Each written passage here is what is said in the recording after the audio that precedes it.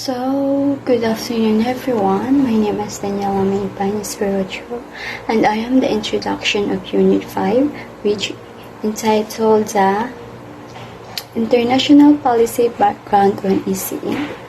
So, before we start, let's all have a quick discussion or a review about our objectives.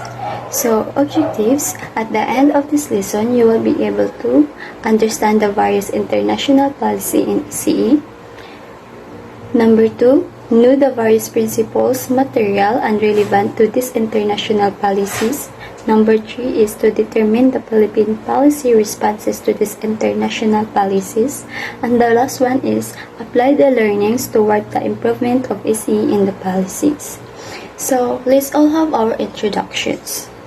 So, the principles of early childhood education has been highlighted in a plethora of international policies and standards.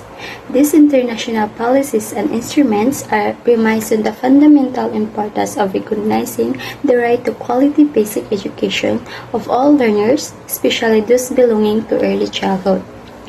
And importantly, this international policy served as international pillars of early childhood.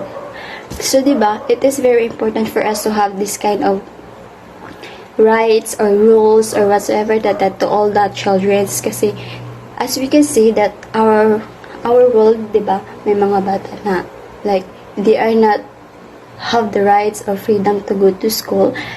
Not because of the, let's say, not because of the status or the financial they have, but also that, but also the accessible about the education, kasi not everyone talaga has the right, especially ng mga tao na like layo kayo sila sa sa eskwelahan, di ba, na mga anak. So it is very important for us that this kind of human rights, these rules or rights about the early childhood educations, about to all the children, it is very important for them to know that education should be free to all, or like very compulsory good sa ilaha kay, especially sa mga even sa mga fundamental stages lang lamang, kasi di ba sabi nga natin, di ba, early childhood or the first stages, or even sa mga early stages pa lamang sa mga bata, di ba, it's very critical for them. So bisan lamang naaral kita sa fundamental stage or sa mga first stages gud sa bata, makasud gud sila sa kanang sa eskwelahan, at least they have something, learn something or like that.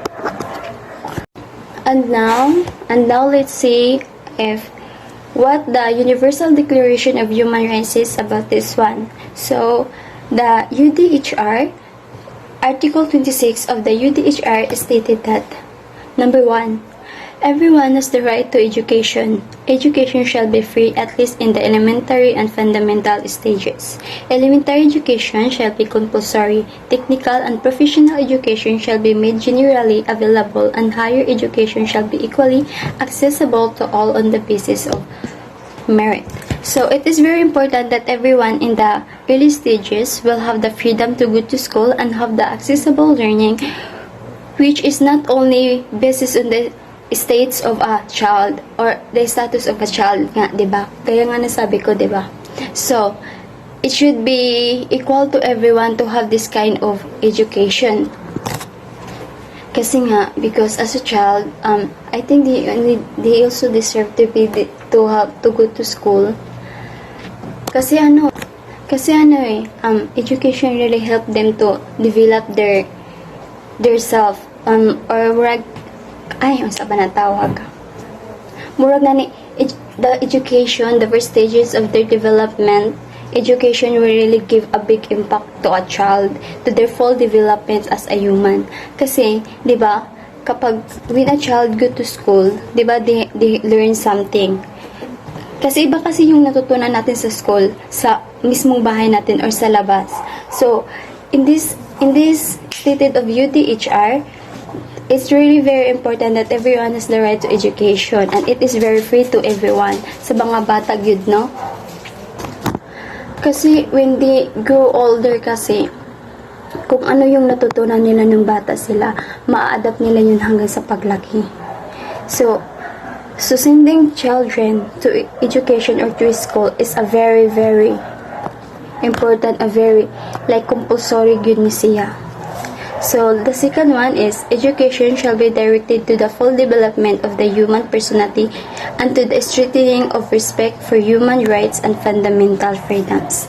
So like, okay, imagine that if the people around us has no humanity nor kindness to every one of us, especially to these people who accept their same religion na nga ni. Like, di ba, ang mga bata, you know, kids so very innocent about everything. So when you are going to send a child to a school and nakakita sila lang like dili nila kasi religion or like same background kasi we have our different background kasi, and it is ano lang like nakadepend na sa tao na older sa ilaha if ginaunsa nila ang pag-treat or pag-discipline ang bata when it comes to interacting with that kind of people around them. So if a child encounter that kind of someone or person na dili nila kasi background, status or religion, of course they will think that okay, should we just accept this kind of or not? So by sending this child or by providing their education to be free to everyone, it is very important na isa sa mga gina-teach sa inside the school is about the humanity sa bata, 'di ba? To be kind to everyone. So if every child or every people around us has this understanding, tolerance about the situation or anything that have the kindness to every person. 'Di ba? It is very so like gana lang din siya isipon na there na ay peace inside of our country. And also there is no discrimination about the racial or religious groups, you know, kasi if ang mga tao magud nagkasinabot or like ang mga tao na is gina-teach nila ang mga pupils to act in a good way, even in mga tao na dili nila ka liver or like dili nila kasi religions or status background or whatsoever, they will earn a big respect and a kindness to their fellow human or children. So number 3 is parents have a prior right to choose the kind of education that shall be given to their child, of course, because parents magyud ang naay right gyud, diba, sa ilahang mga anak. So it is very important that we are also depending to the parents, no, kung usa na education ang prefer nila kay, you know, mothers knows best, parents knows best, and that we cannot just force them to do the education we wanted because kasi nga, diba, they are the parents, so they know exactly what their child needs. That's it. So I will just going to give a summarization lang about sa UDHR kung sa ilang ginaingon so that you guys will going to understand. So ang ginaingon sa article of UDHR, it says that this education has a big impact to empowerment of a human, especially sa mga child, because including the stages of early childhood, focusing of a child is seems as something that can broaden their understanding as a person and the citizen in the country, and by providing them a proper education, it can help them to develop themselves as a good human or they have this good well-being as a person. So when a child go to school or have the rights to go to school, it seems like murag na pud nato sila that they have the freedom to get what they deserve, and they have this murag ginaklaim po nila ang ilahang rights, and by this one they can also get murag nadala na nila throughout this life kasi you know each one have the rights gayud, no, so, to get what we really deserve. So ang gustong i-point out ng UDHR is that we should not focusing kibalik dili dapat tita mag-focus sa backgrounds, status or unsa na ang bata, if they have the special needs, if they are normal or whatsoever. Every child has the right to go to school and have the right to access the education equally. That's it. And now let's move forward to the CADE. So in Article number 3 of CADE states that in order to eliminate and prevent discrimination within the meaning of this convention, the states parties thereto undertake. The first one is to abrogate any statutory provisions and any administrative instructions, and to discontinue any administrative practices which involve discrimination in education. So, as a future teacher, when we are going to teach, it is our obligation to tell and to teach the children any ways that we should not tolerate any discrimination inside of a place. So, while we are going to teach a child or mag-handle kita in anak ng mga child, kinahanglan dili mawala sa atuhang lessons or sa atuhang pag-teach sa ilaha kung unsa ang mga ways na dila ilahang prevent gani or gina-avoid in order for them not to commit any discriminations inside of a classroom.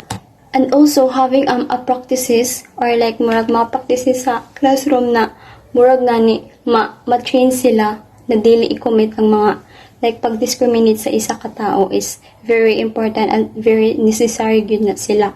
So, next one is to ensure by legislation where necessary that there is no discrimination in the admission of pupils to educational institutions. Isa sa classroom, if it is necessary, put up gayud kita ng rules where all the pupils will not going to commit the discriminations. Makaano ka man na mga school like na if they are committing to any kind of discriminations, they will going to punish the person who discriminated the other person. If it is very necessary na inside sa atong closed sa atong room to avoid lamang ang discrimination, then do it. We should allow ourselves to put that kind of rules inside of our classroom. So the next one is not to allow any differences of treatment by the public authorities between nationals, except on the basis of merit or need, in the matter of school fees and the grant of scholarships or other forms of assistance. So diba, na yung mga tao na murag, ang treatment nga is murag nakafocus na sila sa mga tao na gusto nila fokusanan or itrato ng tama within sa mga pupils, especially sa mga kanang mga bata na have the rights like maka-access gud sila sa education. Di ba murag Muslim maura na ang ilahang ginafokusan, which is not good. We shouldn't allow this kind of treatment. Dapat ang atuang treatment sa mga pupils is balance gud sila. Even if they have the special needs, dili nato sila taga ng or kuhaan ng freedom na mugod to school or kuhaon ang ilahang mga needs. Except lamang sa mga treatment na like sa mga pupils, di ba, na ay may special needs yun sa murag sakto ra siya na hatagan ng needs. Di hahinuan makakuan kita kung unsa na mga business na needs nila for themselves. Pwede na. Pero when it comes to like assistance for the scholarship, it should very, very important that everyone has the freedom to access that kind of assistance. Because as a student, as a pupils, they have the right that they also need that equal treatment, equal assistance, equal providing them the needs they deserve. So if inside of the public authorities or inside of your country, we should not allow the differences of the treatment of a child. Dapat equal lang yun sila except sa mga needs mismo sa mga bata. Kaya na-yun sila kanya-kanyang mismong needs for their own. So letter D is not to allow any form of assistance granted by the public authorities to education institution. Any restriction of prohibited solely on the group. Okay. So the part is that ang bata, even if that child na siya special needs, dili nimo sila pwede dilian na ipunta sila sa other group. Kasi I believe that every child belong yun siya sa biskan asa na group. Okay, like the child dili nila deserve i-neglect or i-reject to a particular situation because they are not belong to this kind of group, even though they have the special needs or they are not the same to one group. They also deserve like very acceptable gyapon sila kasi bata kasi sila eh. They are learning and they deserve to learn. So even if they are like gusto nila mo interest into a particular group na dili sila same sa atuhan na group, we should still accept them because they are a child and they deserve the proper treatment and the proper educations they have.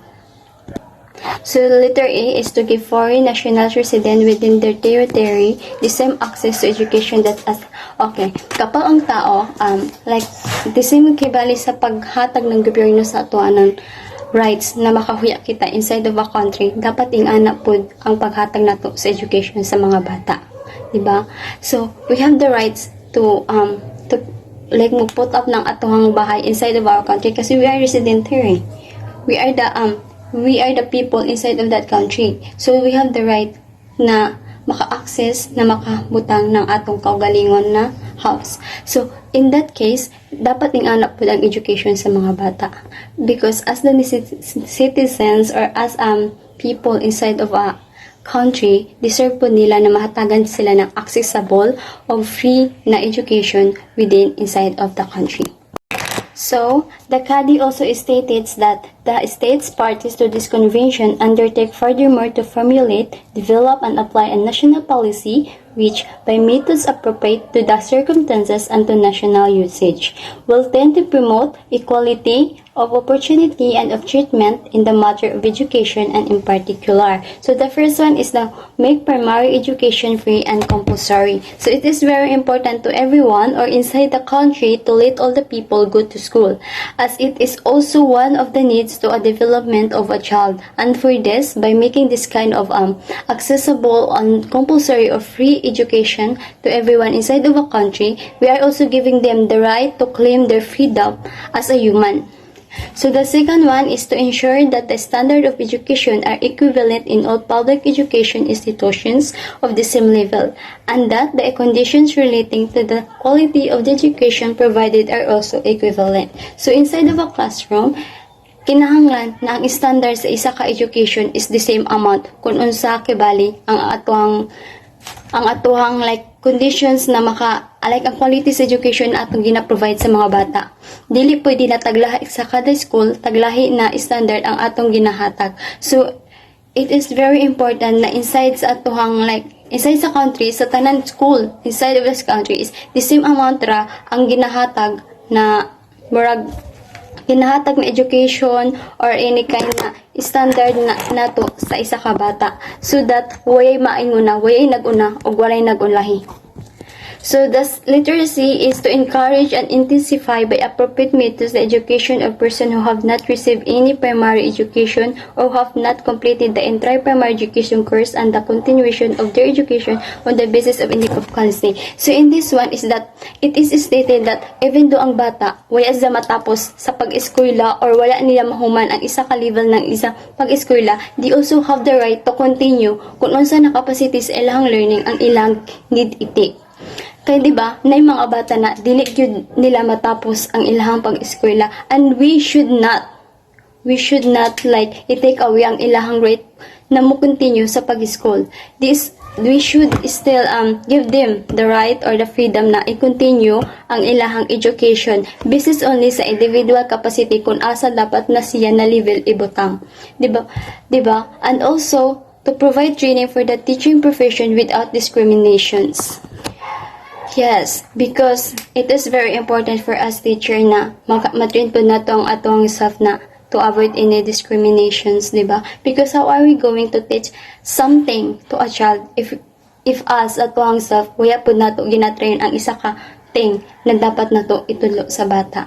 So by providing a training for the teaching profession, it is very important for us kay para dili ra pud ang mga bata ang matrain, di ba? Dili ra pud ang bata ang maka-learn, but also as a teacher, because kita gud ang nagahold sa ilahang like knowledge, sa ilahang development, because we are the more knowledgeable kind of persons, and murag nagatipin sa ato ang growth ng isa ka bata. So, first, before we are going to commit or to teach something to a child, it is very important that we, as a teacher or a future educator, train na po na to ato ang self to that kind of situation or matter na ato hang ma-share sa mga bata or ma-help nato to grow them or to shape them into a good citizen and a human being. So, I just want to have a real quick summarization lang about the CADI states. Okay? Sa tanan na tag-states ng CADI, by virtue of this, the states parties to the CADI are obliged to employments to prescribe discrimination in education based on the grounds specified, in particular regarding acts specified in paragraphs ABC. So, mauna to, katong akong nagana-discuss ng mga article. So, we need to do or to implement that kind inside of our country in order for us to avoid any kind of discriminations. So, further, the state parties must provide measures taken to ensure gender parity in education, measures relating to parental choice. So, diba, we cannot force, gaya man sabi ko, we cannot force the parents na i-take ang education para silang bata, because they are the parents, they know what exactly what their child needs. And even though na ang establishment of maintenance, like ang establishment nato sa isa ka education na may gidan taglahi-lahi ng education, diba? Like we cannot just like put sa bata sa isa ka kuan na dili sila makasabot, diba? Even though na taglahi-lahi ang ang eskwelahan na ilahang ginasudlan, it is very important. The CADI says that it is very important na ang treatment or assistant or ang education na gina-provide sa mga bata, bisan taglahi na sila na eskwelahan na ginatake or ginasudan, dapat pantay-pantay gihapon sila og same sila ng education na makuha. Where like murag bang treatment or ang education na ginahatag sa mga bata na bisan taglahi ang ilahang basta murag taglahi ang ilang ginasudlan ba, pero dapat even though that they have the differences, dapat equal gayud ang education na ilahang makuha.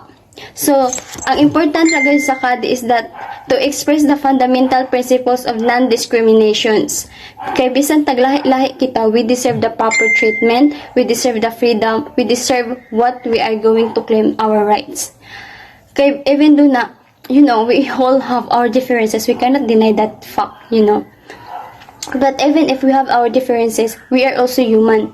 We live in this country, we live in this world, and we have the right to claim the freedom and to claim our right to na makuha nato ang ato ang needs in order for us to develop and to shape us as a good citizens. So by the principles or sa mga rules or takeaways or tagput ng CADI, it is very important na makomit nato ini or ma-implement nato inside to our country in order for us to na magkaroon ng peace, non-discrimination inside of our country, and order sa mga children na mag-grow sila as a good citizens and to have peaceful living inside of our community.